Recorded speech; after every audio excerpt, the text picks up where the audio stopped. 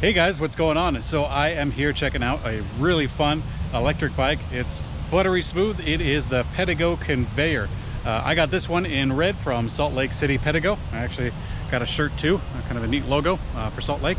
But yeah, let's go ahead and jump into the details because it's actually a really smooth, kind of cruiser-esque sort of mid-drive bike. So yeah, let's get into it. All right, so most Pedegos are known for their hub drive systems. A large part of the Pedego bikes have a hub drive in the back, which is super strong. They got the battery in the back, you know, a throttle, and boom, they just have tons of power to go up hills and power riders of all sorts of different shapes and sizes. And Pedego is actually expanding some of their offerings in the last couple of years, and this is one of them, the Pedego Conveyor. So it's kind of like a smooth take on the cruiser sort of style, and I say that because it doesn't have a lot of the cruiser sort of aesthetics to it. It doesn't have like the swoopy lines and so much, but it definitely has, like, you know, a nice color on this one. This one's like a, you know, fire engine red. They also have other colors available, and that's definitely a cruiser sort of thing, is to have a nice bright classic color. Also the handlebars, the stem position being a little bit higher than the seat post. It's a pretty comfy bike to ride, with a couple of considerations that I'll get to in a little bit.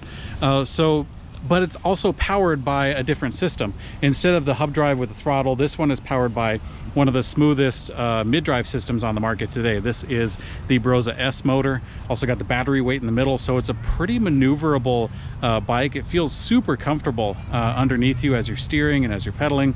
And it's a pedal assist only, so this is actually a class 1 electric bike that enjoys some of the legal protections as a bicycle in many areas. Of course, you'll have to check with your local laws and all of that stuff, but it's a pretty interesting take on the cruiser concept. So I think that despite the fact that it has a completely different system, it really does fit in with the Pedego lineup.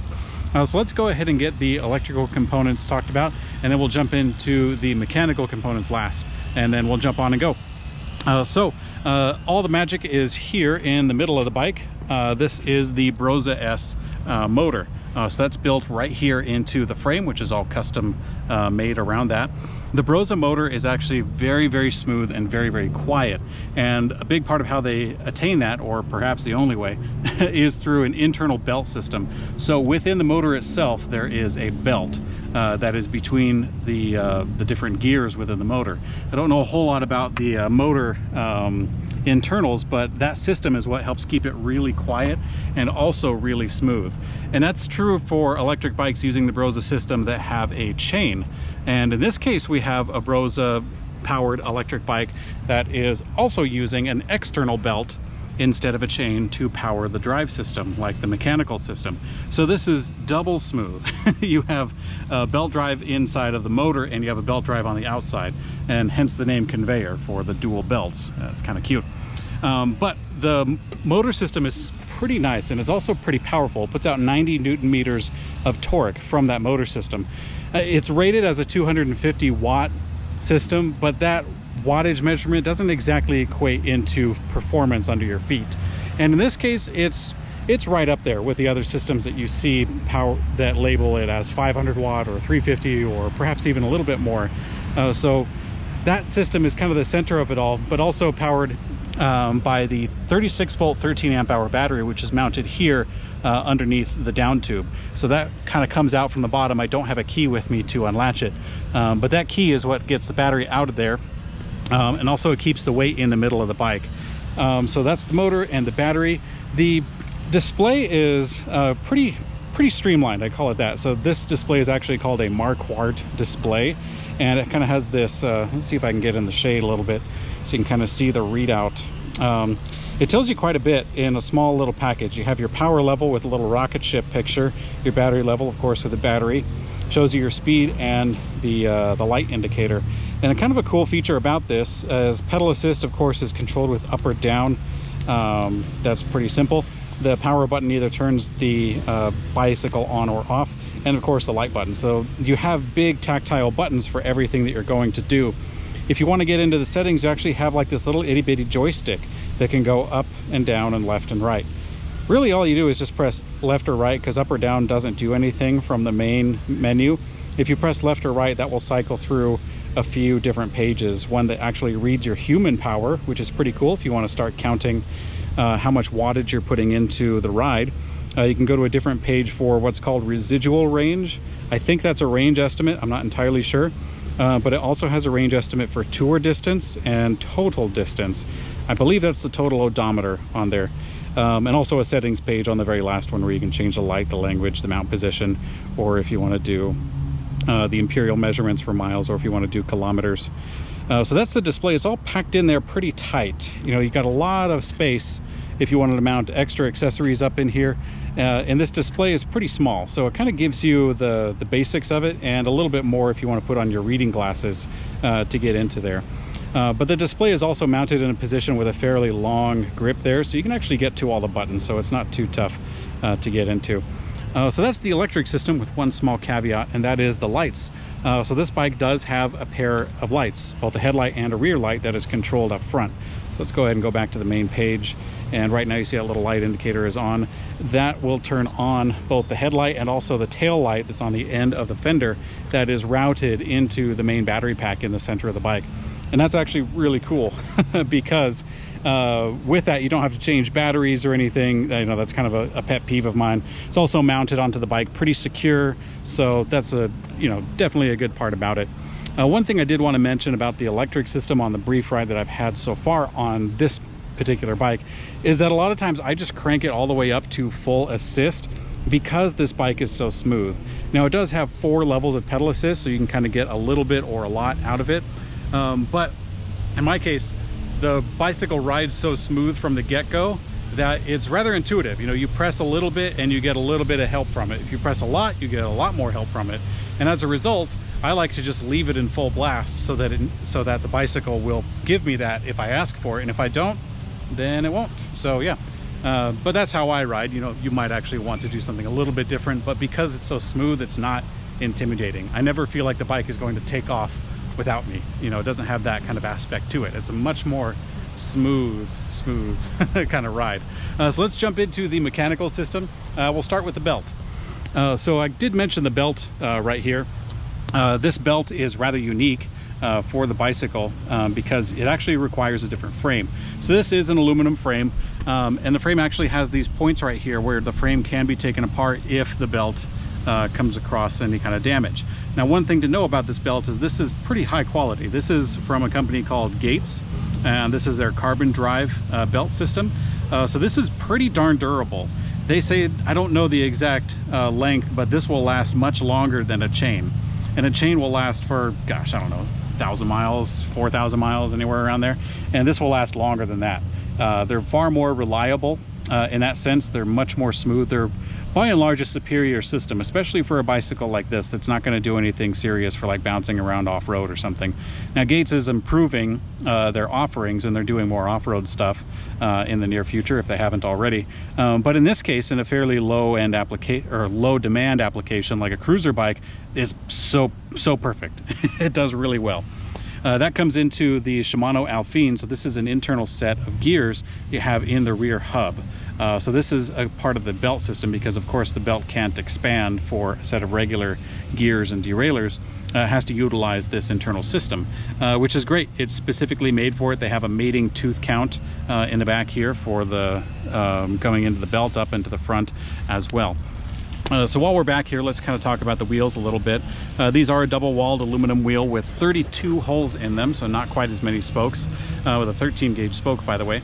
And that's going into a 180 millimeter rotor in the rear with a hydraulic disc brake, and that set is mirrored up in the front. So in the front you have the same set of wheels and also the same set of brakes. The difference being, of course, the hub, where you have all the gears back here, and up in the front you just have a hub that spins on its own. On the back, we'll talk about the Supermoto X, which is a really comfy tire. This is a 27.5 inch wheel and also diameter, coming into a 2.4 for the width of the tire. So it's pretty wide, and also this is like a street tread. So it's really nice for an environment like this that we're going to go ride. We're going to go ride around the park. We'll kind of get away from this gazebo, go across the bridge, around the grass and everything. So you'll see a minuscule amount of off-road as we get onto the pathway there. But yeah, these tires are pretty comfy. I do like that. One thing about this bike is that it barely falls short of being a commuter bike, and that is due to the absence of a rear rack. It does have a braze on right here, that you could put a rear rack on that mounting position, of course on the other side, and then have the rack coming up and then down to this point and mount both the fender and the rack on that. So you could get a rack on here. You just have to source it or have the Pedego store nearest you source a good rack on there, and perhaps they've already done it. That, and also the tires don't have a reflective sidewall on them, and to my knowledge they don't have a like an internal sort of liner aside from the reflective sidewall. Those two features really make a nice commuter bike. So other than that, this bike is pretty much ready for commuting. And you got the fender on here, which is great. You got the set of lights for the front and the back. You know, you got the street tires for the tread at least. I mean, it's a really good bike for commuting, just those one little thing. So the seating position is fairly backward. You see that this seat post is kind of angled forward. It kind of puts the rider, you know, their center right here, and the pedals just a tiny bit forward from them. This seat and seat post is not the most comfy thing in the world.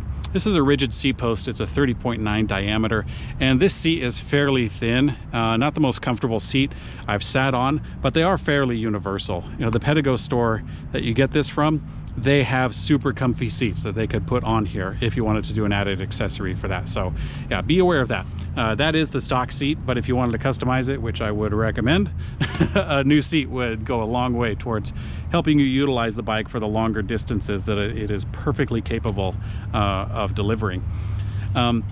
Also coming down, I did mention these are actually an ISIS spline for the cranks right here. These are a 170 millimeter crank, and these pedals are actually kind of cool. They're kind of thin, which I wasn't expecting, but they also have kind of like this grip tape, almost like a sandpaper sort of feel, like a skateboard right here on the platform. So that's kind of an interesting thing to have on there. They score super brownie points by putting a water bottle mount right here at ElectricBikeReview.com. We love water bottle mounts on electric bikes. So let's continue on up to the front. I'd mentioned a little bit in the overview that the stem is kind of elevated. If you look at it, the seat post can actually go pretty darn low. You know, you can get all the way down there, and then the seat is fairly low compared to the handlebars, and that gives the rider much more of an upright position as they're pedaling the bike. So that makes it pretty darn comfortable, and the handlebars themselves have a back sweep to them. So instead of the handlebars coming straight out and making the rider lean forward, they have a little bit of an angle to meet the rider's hands. And as a result, you get a pretty laid back sort of feeling when you're pedaling the bike. If you wanted to get a little more aggressive, you could raise that seat up, and then from there you could lean a little bit more forward onto it, get a little more leg extension, get more power from yourself into the ride if you're in it for some amount of fitness on that particular day. One thing that would kind of change it up a little bit, if you had a different stem on here that kind of pulled out a little bit, maybe adjustable, that way you could change the angle of the stem and the handle and the seat post, and then boom, you got a lot of customization on there right at the tip of your fingers. But in this sense, it's pretty darn strong. You know, this is fairly stout. They keep things onto a small aesthetic, which is nice. One last thing to talk about up on the front is the controls. So we did talk about the display in a second, but right here you have the trigger shifters for the Shimano Alpine. It is a set of 8 gears inside of that little guy, and you can change them anytime you want, which is kind of neat. You don't have to be continuously pedaling. You can just change it any old time and start up the bike and you're ready to rock, which is pretty cool. Those hydraulic disc brakes from Tektro that I told you about has like a 3-finger lever right up there, and they're nice. So the brakes are pretty cool because they have a fair amount of stopping power on those hydraulic disc brakes, and the bike itself doesn't weigh a ton. It's about, I think, about like 55 pounds or so as you see it here. So let's go ahead and jump on the bike and take it for a ride, which is my favorite part. One thing I forgot to mention until I pulled away from the bike was that the kickstand is actually mounted in the center of the bike, so you can get the pedals kind of locked up if you push the bike backwards, and then the cranks rotate into the pedals. So yeah, that's one thing to consider. I think they got the rotation counter in the back wheel. That little magnet is mounted there, so I think that kind of interrupts the process for mounting a kickstand. So this bike is really smooth. I mean, that's the number one thing. If you want a smooth bike, then this is top shelf. It really is. Between the belt system on the motor, the belt system on the mechanical gears, then yeah, like it's super smooth. So one thing I'm right now, you can see my knees are coming up pretty high because I have the seat put all the way down. The seat is all the way down, and I kind of like that for the cruising aspect of it. Let's do some more. I just can't get enough. Hey! I think I could skim the pedals on the pavement. I could take turns pretty tight. Yeah, I have the riding position fairly low because I'm doing some pretty light, easygoing stuff on it. I'm not going all that hardcore, so I can do this for a while. If I were going for a longer duration of a ride, say if I were commuting a few miles, I'd want to put the seat up so that I can get full leg extension and I'm not putting so much stress on the joints of my knees. But in this case, it's fun. I mean, there's no harm to it at all for a short jaunt such as this.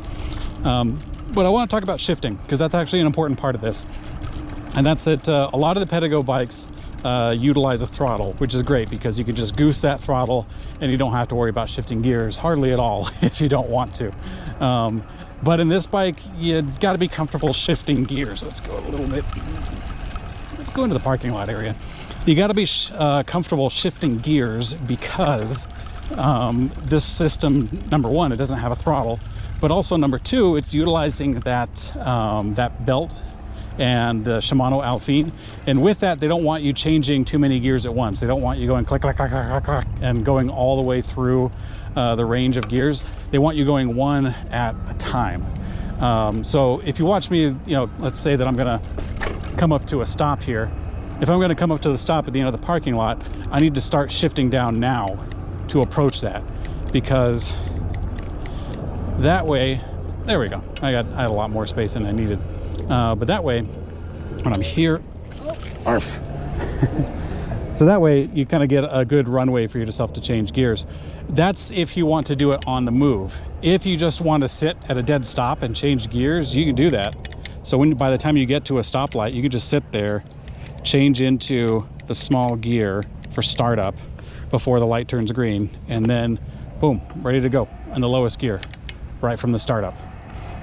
So if you treat it like a typical bike where you have to change gears and continuously pedal, you're going to feel like you need a huge runway to accomplish that. But if you remember that it's an internal system and that you can just change gears at a dead stop and not do any damage, then yeah, it's super fun. All right, so I've got you pointed down at the Brose S motor as well as the Gates front chain ring. We got this guy cranked up all the way to level 4, or I guess the 4th bar of pedal assist. So let's go ahead and crank it up and take it for a ride. By the way, what you're hearing in this is primarily the vibration. You're kind of hearing in an audio sense the vibration that's going through the frame. This system, the Brose systems, are very, very quiet. I mean, whisper quiet. As soon as you get past, like, I don't know, 3 miles an hour, it's really hard to hear it at all. Even on a bench, it's hard to hear it. So anyways, let's go ahead and take it for a spin.